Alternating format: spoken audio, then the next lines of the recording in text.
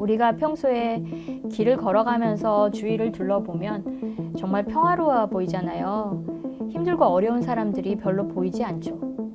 하지만 가까이 들여다보면 홀로 남겨진 아동이나 방황하는 청소년들이 정말 많이 있습니다. 아버지가 알코올 중독이신데 가정폭력이 심하셨고, 그러다 보니까 어머니가 가출을 하시고 아동은 어릴 때부터 힘들게 생활을 하면서 소녀는 가기 전에 같이 비행을 저질렀던 형들이고 이미 소녀는 들어가가지고 더 많이 살게 된 비행 친구들이에요. 그럼 소녀는 나와도 그 아이들하고 다시 어울려서 범죄를 저지르게 되고, 이 아이가 가지고 있는 문제는 공부를 거의 하지 않고 학교에 늦게 간다거나 마음대로 조퇴하는 거죠. 그리고 늦게 들어오고 어머님이 통제를 할 수 없는 상황이었습니다. 그리고 분노 폭발도 많아서 또래 관계가 제대로 되지 않았어요. 같은 반 학부모님들의 민원도 많아서 교육청에서 굉장히 좀 곤란스러워했던 그런 사례입니다.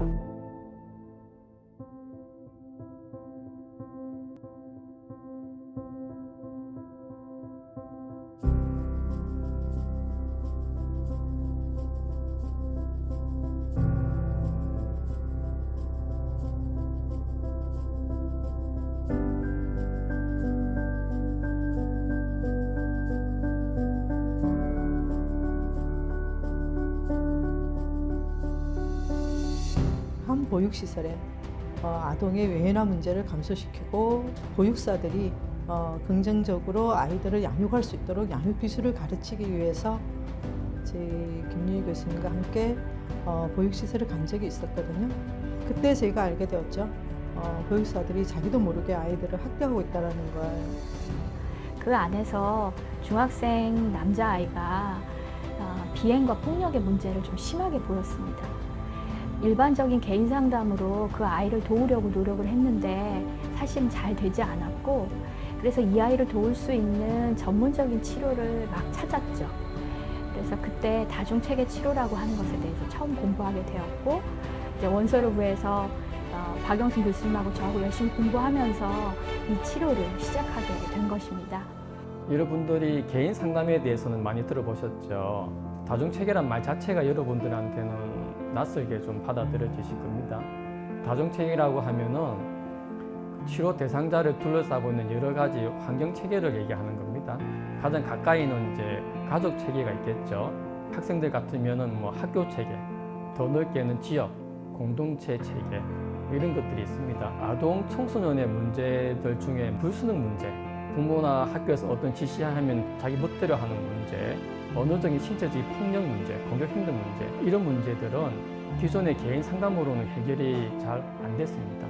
그랬던 이유가 불수능 문제라든가 공격 행동 문제는 그 체계, 가정 체계나 학교 체계에서 그런 행동들을 강화하는 요인들이 꽤 크게 기여하고 있습니다. 그래서 환경 체계가 그런 행동들을 강화하지 않고 바른 행동들을 좀 더 강화할 수 있도록 환경 체계를 변화시켜주는 게 아주 중요합니다.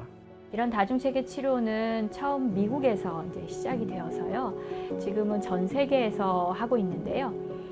이런 다중체계 기반에서 이루어지는 치료는 미국의 MST, 다중체계 치료라든가, 그다음에 오레곤 위탁보호, TFCO라고 부르는 치료, 세이프 케어, 트라우마 체계 치료와 같은 요즘 많은 치료들이 이런 다중체계에 기반하여 아이들을 돕고 있는 치료입니다. 기본적으로 미국에서는 이제 한 30-40년 동안 MST라는 것이 이제 시작되어서 유지돼가지고 발전이 되어 온 어떤 그런 긴 역사가 있습니다. 그리고 정통 MST가 이제 제공이 될 때에는 주로 청소년들을 대상으로 합니다. 나이도 정해져 있습니다. 13세부터 18세까지. 그리고 외현화된 문제 행동을 보이는 청소년들에 대해서 부모 교육을 통해서 개입을 하는 것입니다. 또 한편으로는 이제 그런 사회적인 이해나 협조나 그런 참여에 대한 차이도 분명히 있습니다. 상담에 대한 태도가 많이 열려 있고요. 이것을 개인에게 맡겨준다거나 가정에게만 책임을 이제 두는 것이 아니라 시 차원에서, 아동국 차원에서 적절한 정보를 제공하고 상담받을 수 있도록 어떻게 보면 유도하고 도움을 받고자 할 때 맞춤형 개입들을 제공하는데 그중에 가장 강력한 개입 방식 하나가 MST인 것이죠. 2019년부터 부산시 초등 중등학교를 대상으로 현재까지 100여 사례의 다중체계 치료를 시행하고 있습니다. 그 결과 분노 폭발, 교실 이탈, 수업 방해, 친구 괴롭힘의 빈도가 평균 87.5% 감소하는 것으로 나타났습니다. 종결 시점에 이런 문제가 거의 그친다고 봐야겠죠. 아동 청소년 행동평가 척도는 전 세계에서 사용되고 있는 아동기 정신건강 문제에 대한 스크리닝 척도입니다. 부모님들과 선생님들에게 실시해서 그 결과도 살펴보았는데요. CBCL 평가에서 42.8%, TRF 평가에서 52.5%의 아동이 임상 및 준임상 수준에서 정상 수준으로 회복하는 결과를 얻었습니다. 치료 효과에 대한 만족도에서도 작년 기준으로 학부모의 85.2%, 교사의 66.7%가 이 치료에 만족한다고 보고했습니다. 그러기 위해서는 이제 우리 사회가 먼저 해결해야 될 과제가 두 가지 있다고 보는데, 첫 번째로는 제도적인 장치가 마련돼야 되는 거죠. 다중체계 치료가 굉장히 효과적이고 우리가 그 치료를 했을 때 대부분의 소년범이라든지 비행청소년이 가정으로 돌아와요. 청소년 쉼터나 소년원이나 이런 데 머무는 시간이 확 줄어드는 거죠. 대신에 가정에 머무는 시간이 확 늘어나고 가족관계가 좋아져요. 부모가 긍정적인 양육기술을 사용할 수 있게 되고 아이는 그렇게 자기를 보호하고 감독하는 가정 내에 머무를 수 있고 안정감을 느끼면서 가족 간의 관계가 좋아지고, 이런 효과들이 알려지기 시작하면서 사실 더 많은 사람들이 다중체계 치료를 받을 수 있으면 그 효과가 훨씬 커질 거다.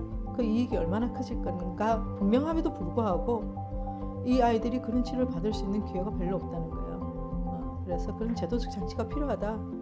그리고 그거는 시간을 두고 볼 일은 아니라는 거예요. 지금 바로 해야 됩니다.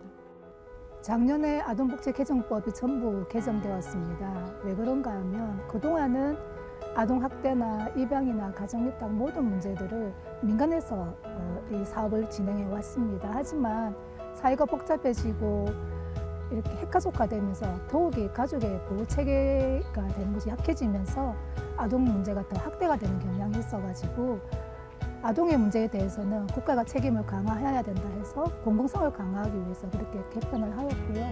현재는 시군구에 있는 아동학대 전담 공무원과 아동보호 전담 요원이 이 일에 많이 투입되고 있습니다.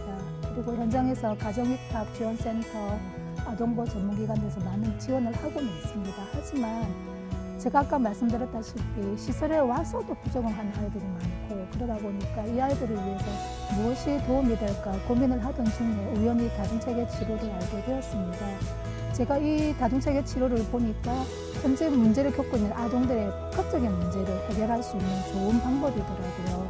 무엇보다도 원가정에 대한 치료까지 같이 들어가고 또래 학교 문제, 또 지역사회 그중에서 제가 가장 감명 깊었던 거는 이 고기를 잡는 방법을 가르쳐 준다는 거예요. 이 체계치료 이론에서는.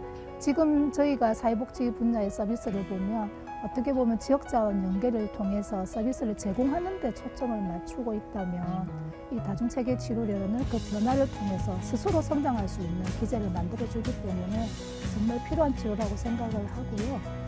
그리고 지금 이 체계가 도입이 된다면 현장에서 어려움을 겪고 있는 아동들은 정말 큰 도움이 될 거라고 생각을 합니다. 다중체계 치료 연구소는 다양한 공공 영역에 있는 기관들과 같이 MOU를 맺고 사례를 같이 진행을 하는데요. 경찰서, 그다음에 학교, 구청, 그다음에 NGO 단체 이런 데들과 협업을 하고 이곳으로부터 사례를 받아서 치료를 진행하고 있습니다. 우리가 위기 아동을 상담한다고 하면 많은 분들이 질문하세요. 그런 아이들이 그렇게 많냐고. 근데 정말 많습니다. 특히 취약계층으로 가면 더 많다고 할 수 있죠. 작년 한 해만 해도 아동학대로 신고된 것이 아니라 판단된 사례만 3만여 건에 이르고 있거든요. 이런 아동 청소년들을 위해서 우리 다중체계 치료는 전문적인 치료로서 많은 아이들이 이 치료 혜택을 받을 수 있도록 하는 것이 저희들의 꿈입니다.